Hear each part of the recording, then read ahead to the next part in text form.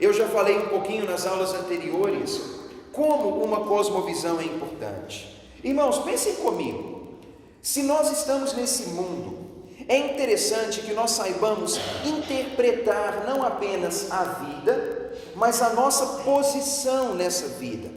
Muitas vezes a gente observa assim que as pessoas estão cheias de perguntas, no sentido de: quem me criou? Por que estou aqui? Será que isso é verdade? O que vem depois? Qual religião é verdadeira? Qual ideia é verdadeira? O que garante para mim que não estão mentindo? O que posso esperar do amanhã? Será que existe mundo espiritual ou não? Será que isso é mentira? Será que aqueles casos que dizem ser de possessão do mal, aquilo não é esquizofrenia? Será que aquilo é verdade? Ou alguns vão dizer: será que o mundo de fato não foi desenvolvido pela evolução? Será que alguém criou? Qual é o caso? Há muitas perguntas. E pessoal, eu não ignoro o seguinte fato: nós o tempo todo estamos sendo bombardeados com perguntas, e às vezes a sensação que pode ter é que nossas perguntas não vão encontrar resposta. E especialmente o fato de a gente estar num ambiente religioso pode parecer assim que a igreja é um lugar totalmente avesso, contrário à inteligência, à razão e ao pensamento. A imagem que a religião teve durante os anos é que é um lugar onde um povo que não pensa, um povo alienado, vai para buscar um consolo ou adquirir uma muleta, uma bengala para suas fraquezas, lá na tal da religião. Aí vem os Karl Marx da vida e outros homens, os Darwin da vida, querendo dizer assim: quem precisa de religião é gente fraca, é gente que está querendo um anestésico para suas dores, porque não está conseguindo lidar com seus desafios diários. Mas eu tenho tentado mostrar para vocês que a verdade não é bem essa. Semana passada, inclusive, eu trouxe alguns slides aqui mostrando para vocês o quanto a base da evolução, especialmente os fósseis, o quanto aquilo é falso, o quanto aquilo é mentira, o quanto alguns chamados cientistas manipulam elementos para tentar provar algo que está na cara que não existe. E não é, irmãos, como eu falei, não é que a nossa intenção é ficar atacando, mas eu resolvi mostrar para vocês como que em 3 exemplos de tais fósseis que provam a evolução do homem, como que todos eles eram falsos. Um deles era uma cabeça de porco, outro foi algo que os homens inventaram, criaram um dente de um bicho com a cabeça de outro bicho e falam: olha, está aqui a prova de que o homem está num processo de evolução. E eu só quis mostrar para vocês que nem tudo que falam por aí na mídia, falando assim, os cientistas disseram, aí dá até um frio na barriga da gente que é cristão, que a gente pensa assim: ixi, vão provar que o que a gente acredita é mentira.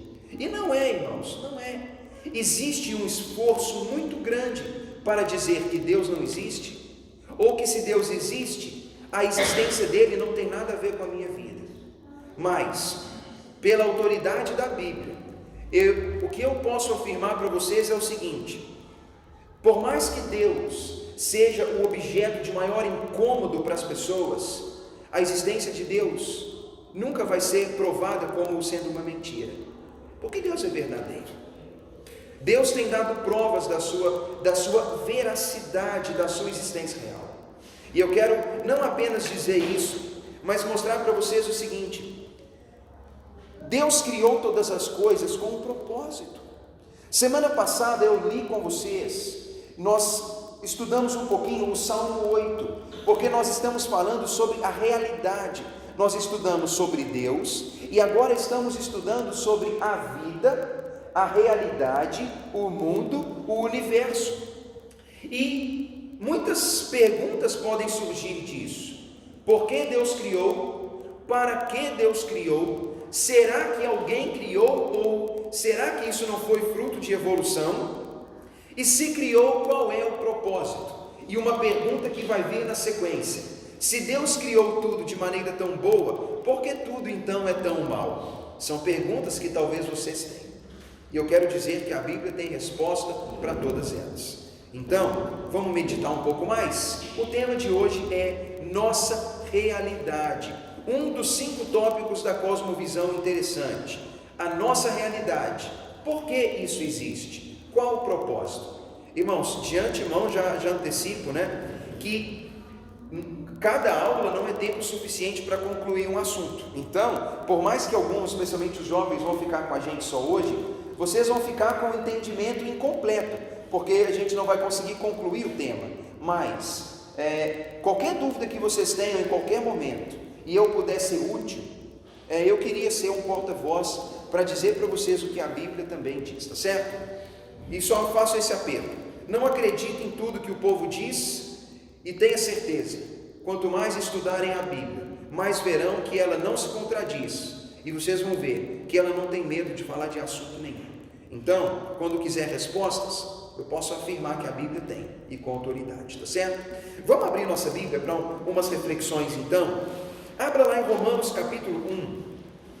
Eu quero ler com vocês algumas passagens em Romanos, e elas vão gerar certamente, um conflito, um paralelo na nossa mente. Abra lá em Romanos capítulo 1, nós vamos observar o versículo 18. Romanos capítulo 1, versículo 18.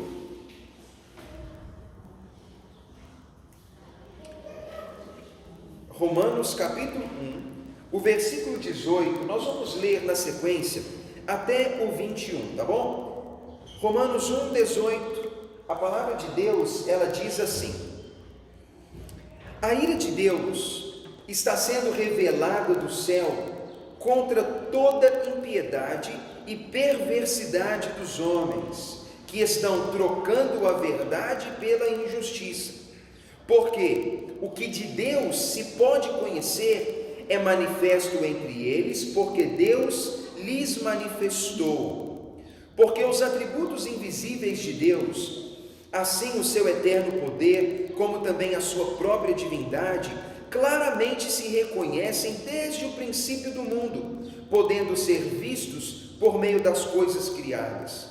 Os homens, então, são indesculpáveis, porque, tendo o conhecimento de Deus, não o glorificaram como Deus, nem lhe deram graças ou gratidão.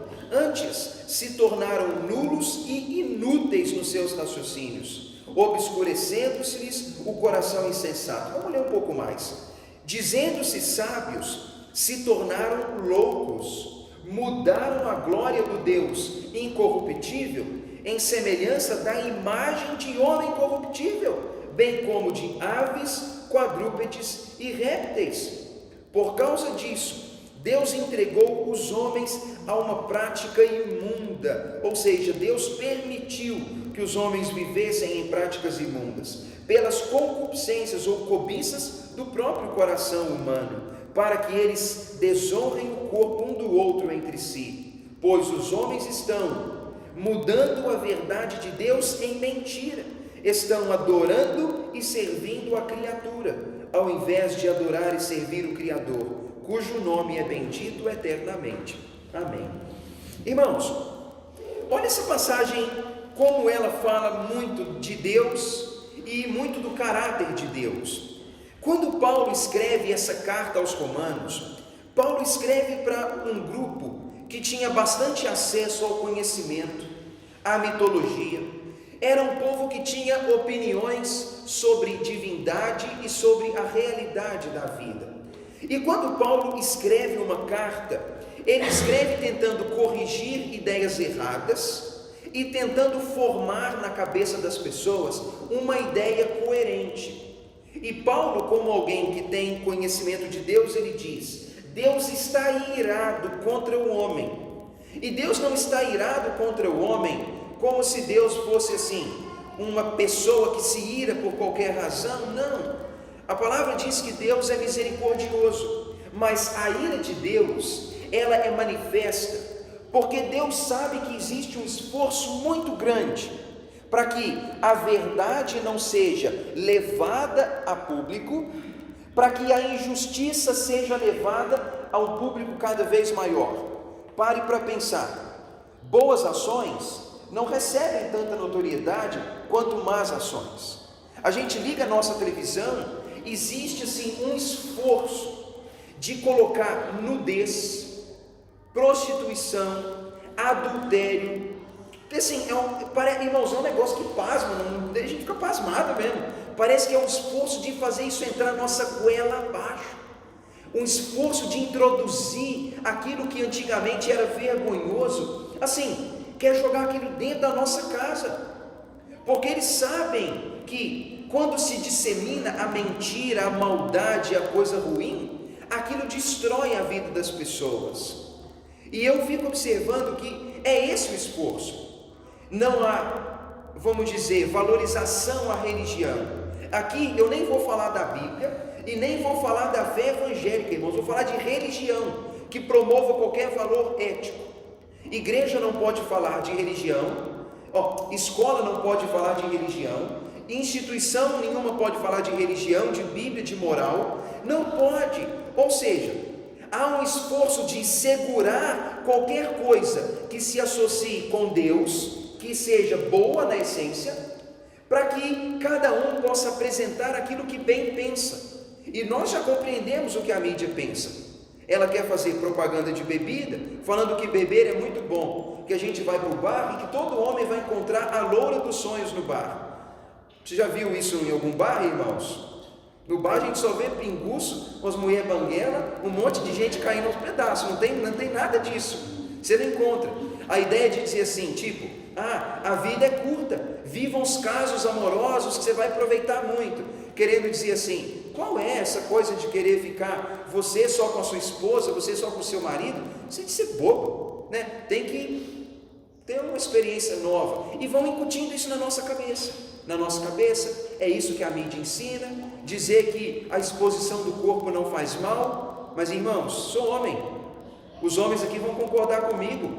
Homem pode ver nudez e tratar aquilo como se, tudo bem, isso não me afeta. Irmãos, é claro que não é isso. Aquilo cria um ambiente de insatisfação. Fica cobiçando outras mulheres na rua, que você vai olhar para sua esposa e pensar, ela está bem caidinha, né? Não é igual aquelas lá. Aí logo você está querendo deixar ela. E aí a mídia quer colocar isso para nós, dizendo assim, isso é normal. Irmãos, isso destrói a nossa vida. Só que é o esforço. Não dá liberdade à verdade, incentiva a mentira. E aí o que acontece? Isso afasta o homem, não só de Deus, mas isso afasta o homem uns dos outros. Famílias se destroem, relacionamentos de amigos têm sido destruídos, porque existe um esforço, como diz o versículo 1, de se trocar a verdade pela injustiça. E no meio desse cenário, Paulo diz assim, Deus está se manifestando ao homem, no versículo 19, fala, Deus está se manifestando ao homem, e ele diz, porque o que o homem pode conhecer de Deus, Deus está dando a conhecer. Pense nisso comigo. A palavra, ela é basicamente assim, tudo o que você é capaz de suportar a respeito do conhecimento de Deus, Deus está dando para você. O que a nossa mente é capaz de suportar, o que a minha mente é capaz de absorver sobre a existência de Deus, Paulo diz que Deus está dando para nós. É como se Deus dissesse assim, eu vou me revelar para você de uma forma que você possa me conhecer. O versículo 20 fala, atributos de Deus, aqueles que nós não vemos. O versículo 20 fala, o poder de Deus, a eternidade de Deus, a divindade de Deus, tudo isso pode ser visto por meio das coisas criadas. Paulo está dizendo, nós podemos conhecer Deus, porque na criação, atributos de Deus estão colocados de maneira clara. Mas o versículo 20 diz, apesar disso, os homens não querem conhecer Deus e são indesculpáveis. Coloca isso no seu coração. Deus diz claramente, irmãos, não há conversa sobre isso, é o que Deus diz. O homem, ele não tem desculpa para não ver Deus. A opinião de Deus é a seguinte, eu estou me revelando, eu estou me mostrando, a minha existência é cada vez mais óbvia. Só que se as pessoas dizem, eu não vejo Deus nas coisas, é como se Deus dissesse assim, você é indesculpável. Porque quando nós observamos a criação, quando nós observamos o corpo humano, quando nós observamos a inteligência humana, quando nós observamos a complexidade da vida humana, como que tudo funciona tão ajustado, como uma orquestra bonita, que cada instrumento ele toca na hora exata, como se tivesse alguém ali dizendo, é hora disso, é hora daquilo. E a pergunta é, será que essas coisas ocorrem pelo acaso? É como se Deus dissesse, tudo isso é fruto da minha intervenção. E se você vê a perfeição do universo, ou seja, dos elementos e a beleza da criação, você pode me ver. Mas o versículo 21 diz, mas, tendo o conhecimento de Deus, os homens não glorificaram Deus, nem agradeceram a Deus, pelo contrário, se tornaram inúteis, ignorantes, estúpidos nos seus raciocínios, porque não apenas a mente, mas também o coração está dominado pela insensatez. O versículo 21, eu acho que ele dá uma explicação muito clara para nós. Irmãos, pensem nisso. A dificuldade de um homem ver Deus não tem a ver só com a mente, mas tem a ver com o coração. O versículo 21, Paulo diz, os homens se tornaram nulos ou inúteis na sua capacidade de raciocinar, mas os homens também estão se tornando nulos e ignorantes até nos seus sentimentos. E vamos ser honestos aqui, a mente humana está em conflito, muita informação, muito conteúdo, muitas opiniões diferentes, muitas ideologias diferentes. O cérebro humano está uma meleca, não está? Uma meleca mesmo. Aí o coração do homem também, no meio disso tudo, também está a mesma coisa. Porque eu não sei se posso acreditar em tudo que chega à minha mente, mas até o coração humano já não sabe mais o que é afeto verdadeiro. Aí a gente liga a nossa televisão e a gente ouve lá ou lê no jornal que um homem pediu um casamento com uma árvore, porque ele ama uma árvore e aquela árvore vai ser seu cônjuge. Aí você fala assim, isso é piada. Irmãos, se alguém constrói no seu coração um afeto relacional assim íntimo com uma árvore, você tem que falar, o coração dessa pessoa também não está bom. Não é só a mente que está ruim, mas o coração também não está. Porque como alguém pode amar uma árvore em vez de amar uma mulher ou um homem? Está vendo? É o que Paulo diz. Deus está se mostrando, Deus está se manifestando, o homem tem acesso ao conhecimento de Deus, só que o grande problema humano é que tanto a mente quanto o coração estão se tornando incapazes de absorver conhecimento. O versículo 22 diz, inculcando-se por sábios, tornaram-se loucos.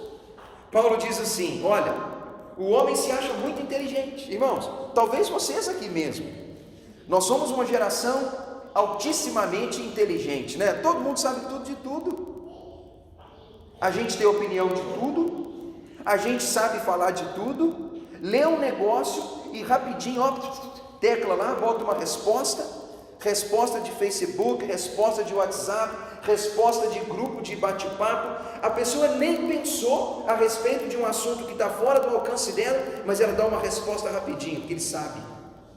Todo mundo sabe tudo de tudo. E sabe qual é a grande piada disso tudo? É que o homem está se achando muito inteligente. Criança, inteligentíssima, sabe tudo de tudo. Dobra o pai, tem poder de influenciar a igreja, a escola. Menino de 5 anos quer fazer motim na escola, motim na igreja, porque ele já sabe o que é bom para ele. E jovem quer fazer a mesma coisa, e todo mundo sabe tudo de tudo. Acha-se inteligente, mas irmãos, Deus olha para a gente e pensa assim, é tudo doido. Acha que sabe tudo, mas não sabe tudo, não sabe. E a prova de que nós não sabemos tudo, irmãos, está aí no versículo 23. Estamos mudando a glória de Deus. em objeto. É como se Paulo dissesse assim: pensa comigo, um homem acha que o Deus que criou o céu e a terra é uma estátua de ouro, uma estátua de barro. É o que Jeremias zomba lá no seu livro. Ele fala assim: um homem vai no mato, ele corta um pedaço de lenha, metade da lenha ele acende o fogo lá no seu fogão de lenha, assa um bolo, e com a outra metade ele pega os instrumentos e constrói uma figura. Depois de encher a barriguinha com o bolo que ele assou com aquela metade da madeira, ele vai lá e ajoelha diante da outra metade que ele fez uma figura, e ele então ali adora aquilo e diz: aqui está o meu Deus. E a Bíblia diz no versículo aqui, fala: os homens mudaram a glória do Deus incorruptível na semelhança de homem corruptível. É como se dissesse assim: o Deus eterno está sendo visto como alguém parecido comigo, parecido com um europeu bonito, de olho azul, com não sei quem lá. Irmãos, será que Deus se rebaixa a isso? Será que Deus é isso? Paulo diz: não é. Deus não é como um homem, Deus não é como uma ave, Deus não é como um quadrúpede e Deus não é como um réptil. Deus não é nada disso. Então, irmãos, esse texto mostra para nós o seguinte: Deus não apenas criou esse mundo, mas Deus está se revelando a esse mundo. Deus está dando-se a conhecer a esse mundo. Só que o grande problema nosso é que a nossa concepção da realidade hoje é uma concepção prejudicada, porque nós rejeitamos a verdade, rejeitamos o conhecimento de Deus, estamos vendo Deus em formas que Ele não tem, porque nós estamos servindo a criatura e não ao Criador. Tem como uma pessoa nesse estado de conflito compreender o mundo, irmãos? Vamos ser sinceros. Será que com esse tipo de mentalidade o homem vai conseguir responder as perguntas: por que existo? Quem me criou? Para que fui criado? Será que Deus existe? Será que o homem é capaz de responder as perguntas da sua vida nesse tipo de circunstância? Paulo disse, se a gente tivesse lido até lemos até o 25, ele fala: os homens agora mudaram o que diz Deus ser verdadeiro como se fosse mentira. É como se Deus dissesse assim, vou dar um exemplo. O Deus fala: você tem que amar ao próximo, isso é verdade. Aí um homem inteligente levanta o dedo e fala: é mentira, isso não é verdade. Deus fala assim: o sexo é uma bênção para dentro do casamento. E é como se Deus dissesse assim: você só vai ser realizado sexualmente se você fizer isso dentro do casamento. Fora disso é adultério, e nada adulterado é bom. Bebe Coca-Cola com água, bebe café maduro com café verde, sei lá, come qualquer coisa ruim adulterada, vê se é gostoso. Não é gostoso. Põe gasolina com água no carro, o carro não anda, irmãos. O que é adulterado não é bom. Aí Deus diz isso. Aí vem o Freud e fala assim: é mentira. Aí a gente vai para a escola, o professor de biologia nosso fica fazendo um monte de piadinha, falando assim: você tem que fazer sexo, tem que fazer sexo. Aí fica todo mundo parecendo um monte de bicho assim, solto na natureza. Aí sabe qual é o problema? O que Deus diz que é verdade, o homem diz que é mentira. Só que a pergunta que eu faço, irmãos, é: você acha que as pessoas estão sendo realizadas sexualmente? Você acha que elas estão sendo, irmãos? É claro que não está. Irmãos, é claro que não está. Se o homem fosse realizado, ele não estaria se rebaixando a atos vergonhosos que mostram o seguinte: eu não encontrei realização em me relacionar com um homem. Uma mulher poderia dizer: por isso eu vou me relacionar com 2 ao mesmo tempo. Mas 2 não me satisfaz, eu vou com 3, com 4, eu vou com um bicho mesmo. Ou sei lá, irmãos, estou sendo muito banal, eu sei, mas estou falando que é a realidade.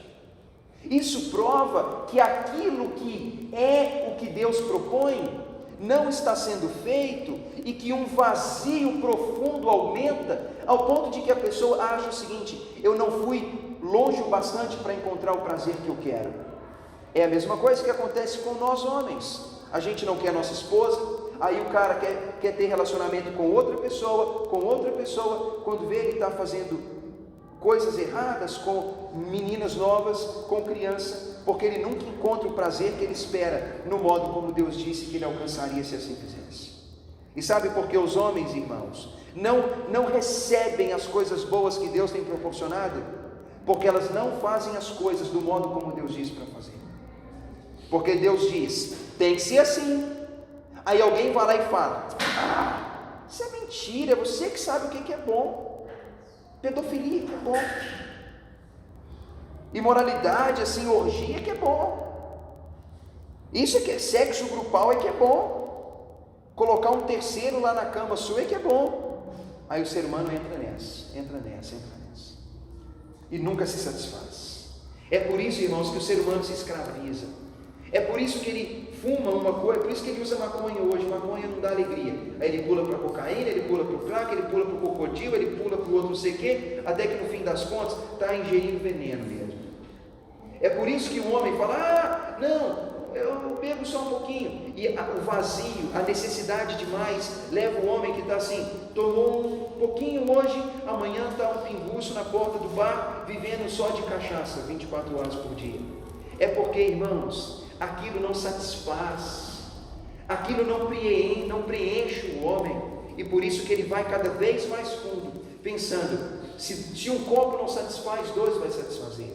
Se uma mulher só não satisfaz, 2 vai satisfazer. Mas, irmãos, o homem sem Deus, ele pode tomar 200 copos, ter 200 mulheres, ele pode ter tudo que ele quiser, ele nunca vai ser preenchido. Porque Deus diz, faz assim que assim dá certo. Deus fala, faz assim que assim dá certo. Mas o homem fala, eu vou fazer do meu jeito. E aí, o homem não explora as coisas boas. Aí abre a sua Bíblia em Romanos 8. Abre lá para você ver um paralelo, um contraste. Lá no capítulo 8, versículo 18. Leia comigo, como que o negócio é doido. 8, 18. O versículo 18, ele diz assim, Paulo diz, porque para mim, eu tenho certeza que os sofrimentos do tempo presente, olha só a palavra, sofrimentos do tempo presente, não se comparam com a glória que receberemos no futuro. Ele diz no 19, a ardente expectativa da criação de Deus é de que os filhos de Deus serão revelados. Óbvio, nem todos são filhos de Deus. Os filhos de Deus serão revelados dentre as criaturas do mundo, pois a criação está sujeita à vaidade, ou seja, às coisas inúteis, e não é voluntariamente, mas por causa daquele que a sujeitou, na esperança de que a própria criação será redimida do cativeiro da corrupção para a liberdade da glória dos filhos de Deus. Porque sabemos que toda a criação, a um só tempo, está gemendo e suportando angústias até o tempo presente. E ele diz, e não é apenas a criação toda, mas até nós, os filhos de Deus, que temos o Espírito Santo de Deus, nós também estamos gemendo em nosso íntimo, aguardando a adoção de filhos, a redenção do nosso corpo. Eu vou parar a leitura aqui para dizer o seguinte, essa passagem, ela é uma passagem onde Paulo diz assim, a criação inteira está gemendo e suportando angústias profundas. É como se Paulo dissesse, toda a criação de Deus tem vivido em um cativeiro de corrupção, de vaidade, o que acaba gerando também sofrimentos. Quando Paulo fala, irmãos, no versículo 22, que a criação de Deus, toda ela, está gemendo e suportando angústias, Paulo está dizendo assim, olha, a criação, não apenas o homem, mas a própria natureza, ela está sofrendo dores, e nós podemos perceber isso, irmãos. A gente liga a nossa televisão nesses dias, é o óleo que está vindo lá para o Nordeste, aí aparece lá a pobre da tartaruga, chega daquele bicho preto, e você fala, nossa, tadinha deles. Aí você vai lá, vê uma foto, fala, opa, o bicho não tem água para beber água, está morrendo lá, tudo seco. E a gente olha para a criação, irmãos, a gente vê que a criação está sofrendo. Não é apenas o homem que sofre, mas a criação de maneira geral está sofrendo. E Paulo reconhece que o sofrimento humano é porque a criação está sujeita à vaidade, ela está presa em um cativeiro de corrupção. E olha, irmãos, Deus não é um Deus corrupto, Deus não é um Deus vaidoso, um Deus de vaidades.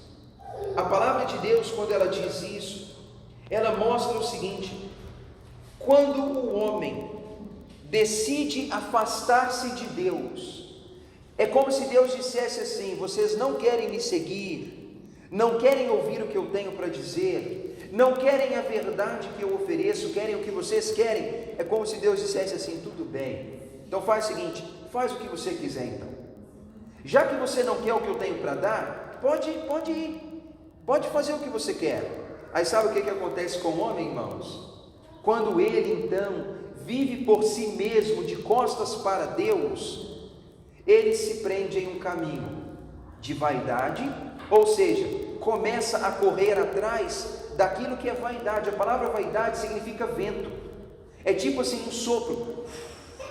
Vaidade é isso, é nós corrermos atrás daquilo que não é nada, daquilo que não preenche, daquilo que não satisfaz, daquilo que não é concreto. E vamos ser sinceros, nosso mundo hoje corre atrás de vaidade, atrás de nada. Para pensar, a gente está correndo atrás de quê, irmãos? Correndo atrás de quê? De quê que é realmente importante? A maioria das coisas pelas quais o homem se esforça é tudo vaidade e bobagem, porque é como um ventinho que passa rápido, passou. Aquela coisa que dominava meu pensamento em determinada época da vida, passou.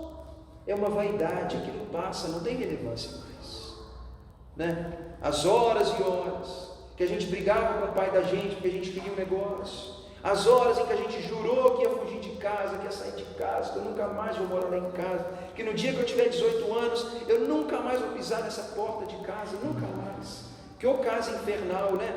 Aí a gente pensa assim, aí o tempo passa, a gente um dia sente saudade de casa, fala, era muito bom morar lá, levantava, tinha roupa lá, tinha comida, eu tinha tudo, era muito fácil. E a gente descobre que quando a gente está sozinho, a roupa não se lava sozinha, a comida não se faz sozinho, o dinheiro não aparece sozinho, que nada acontece assim. E a gente pensa assim, nossa, como era bom, né? Às vezes que a gente brigava por causa de coisas inúteis, tudo vaidade.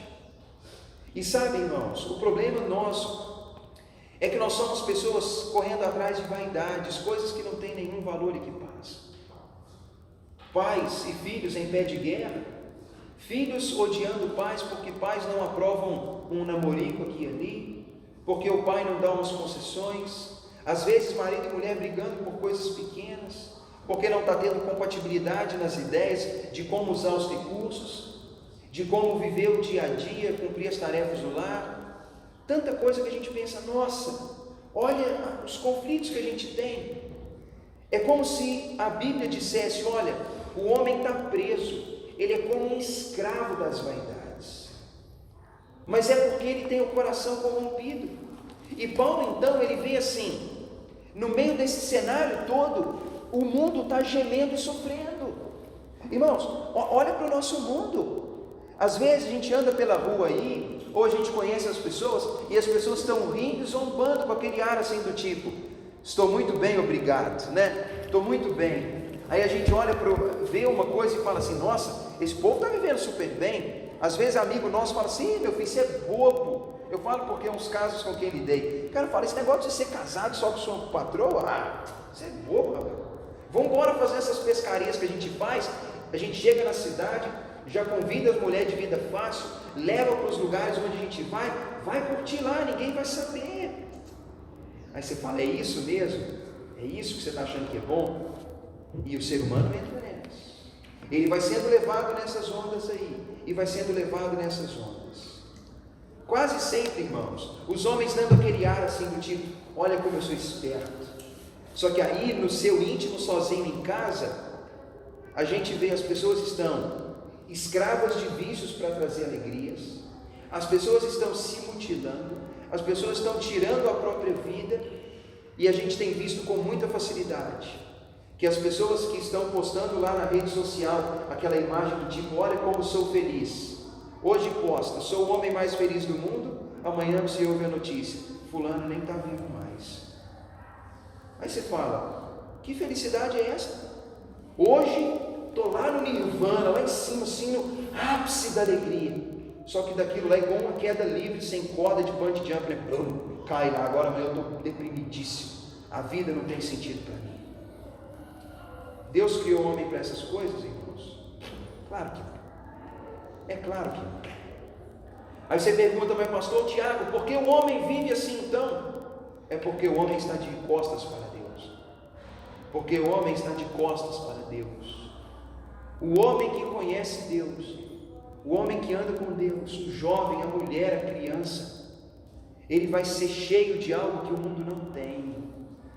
É o que Paulo diz nessa passagem, ele fala, a criação inteira está gemendo e suportando dores, porque ela é escrava da vaidade. Porque, irmãos, o mundo que nós vivemos, ele nos escraviza com vaidades. Mas ele diz no versículo 25 e no 23, ele fala, o mundo todo está gemendo, mas até nós cristãos também sofremos em parte. Mas ele diz, só que o nosso sofrimento, ele é totalmente diferente, porque nós estamos aguardando o dia em que Deus, que nos adotou em sua família, quando nós colocamos a nossa fé em Jesus, ele diz, esse Deus vai voltar para nos buscar. O meu sofrimento, ele nem é sofrimento, porque por mais que eu passe aqui algumas lutas, alguns desafios, eu posso saber que o Deus a quem eu entreguei minha vida, ele diz, eu vou resgatar você, eu vou tirar você disso, e você vai ter um bom fim. Mas e a vida daquele que está de costas para Deus? Essa passagem diz que no meio de todas as pessoas que existem, os filhos de Deus serão revelados. Significa, irmãos, que num cenário como esse que nós estamos aqui, pense, nós que estamos aqui nesse salão, imagine que todos somos criaturas de Deus. A Bíblia diz que em um dado momento, os filhos de Deus serão revelados. É como se Deus fizesse assim, Floresvaldo é meu, ele vem. Júlia é minha, vem. O Lucas é meu, ele vem. Os que não são meus, não vêm. Os filhos de Deus, eles serão destacados dentre os que não são filhos, porque os homens são criaturas de Deus. A Bíblia fala que o homem que quer ser filho de Deus, só pode ser aquele que recebe a Jesus. Evangelho de João, capítulo 1, versículo 12 diz, apenas os que receberam Jesus como filhos de Deus, receberam o privilégio de se tornarem filhos de Deus, a saber, só os que creem no nome de Jesus. Qualquer pessoa que não tenha entregado sua vida num ato de fé e humilhação a Jesus, quem não fez isso, irmãos, não é filho de Deus. E há de chegar o dia em que os filhos de Deus serão revelados. Jesus disse que no fim dos tempos seria como pescadores que lançam as suas redes no mar e pegam peixes de todo tipo. Mas os pescadores não querem todos os peixes, eles querem algum tipo específico. Eles começam a tirar daquela rede os que são deles e que eles querem e jogam de novo os que não são deles. Eles separam aqueles. Jesus disse que no fim dos tempos Deus assim fará. Deus escolherá os seus para estarem com Ele. Jesus Cristo disse que é como na parábola do joio e do trigo, que está misturado o Filho de Deus com o filho das trevas, o filho do mundo maldoso que não ama Deus. O ceifador colhe, mas ele separa o que é de Deus e o que não é. Meus irmãos, o nosso mundo sofre. E se eu disser para você que eu não sofro, é mentira. Se algum cristão disser que não sofre, é mentira. Porque nós habitamos um mundo injusto, mau. Por mais que nós tentemos andar direito, muitas vezes nós somos prejudicados. Nem sempre o bom funcionário é reconhecido, nem sempre o bom cidadão é reconhecido, nem sempre um homem direito é valorizado. É porque vivemos em um mundo mau. E nós sofremos. Mas eu tenho certeza, irmãos, que o sofrimento que eu tenho é muito menor do que aquela pessoa que não ama Deus e que não tem andado com Deus. Meu sofrimento é muito menor. E o meu sofrimento, ele encontra alento e consolo de saber que, por mais que estamos gemendo e suportando dores até agora, Deus disse: aqueles que são meus filhos, eu vou buscá-los, eu vou redimir o corpo deles, eu vou dar para eles um bom fim. E pense, irmãos, isso não dá uma boa esperança para nós? Mas e qual é a esperança daquele que não tem Deus? Qual é a esperança, irmãos, daquele que ainda não entregou-se a Deus em um ato de fé e humilhação? Vive em vaidades hoje, e a pergunta é: o que o espera quando Deus disser: agora vocês vão ver que diferença fez entre os que me servem e os que não me servem, os que amam a Deus e não amam? Você pode ler Malaquias 3 e você vai ver isso. Fala que existe um memorial perante Deus para aqueles que o amam e para aqueles que não amam. Nós humanos podemos dizer assim: isso tudo é balela, como eu disse no princípio. Deus diz: é verdade. Aí vai um youtuber, um repórter, um professor, um cientista, um filósofo e diz: é mentira. Nós precisamos escolher a quem nós vamos ouvir. Você pode, irmãos, todo mundo pode escolher quem quer, irmãos. Eu posso escolher ouvir quem eu quiser, mas Deus diz de maneira clara e enfática: você pode achar que isso tudo é mentira, mas vai chegar um momento em que vocês vão ver que perante mim faz muita diferença entre me servir e não me servir. Vocês vão ver que o fim não é o mesmo para todos. Aí alguém diz: Deus é mau, né? O homem é mau, irmãos. Eu digo que você é mau porque você ouve isso e ainda decide virar as costas para Deus. Somos maldosos porque rejeitamos Deus e no final das contas queremos que o Deus a quem eu rejeitei estenda a mão e me pegue e diga assim: você errou, você me rejeitou, você me desprezou, você cuspiu na minha cara, mas não tem problema, eu sou o amor eterno, eu te levo para junto de mim. Deus disse que não vai fazer isso. Irmãos, Deus disse que não vai fazer isso. Mas é um preço que os homens vão ter que pagar. E no final das contas, se a Bíblia é verdadeira, e eu creio que é, você tem que decidir se crer se ela é verdadeira ou não. Se ela é verdadeira, ela diz que o fim não é o mesmo para todas as pessoas. Deus nos deu essa realidade, e essa realidade influencia muito a realidade que virá depois. Cada um precisa estar preparado. Esse, irmãos, é o alerta das Escrituras. Pensa nisso.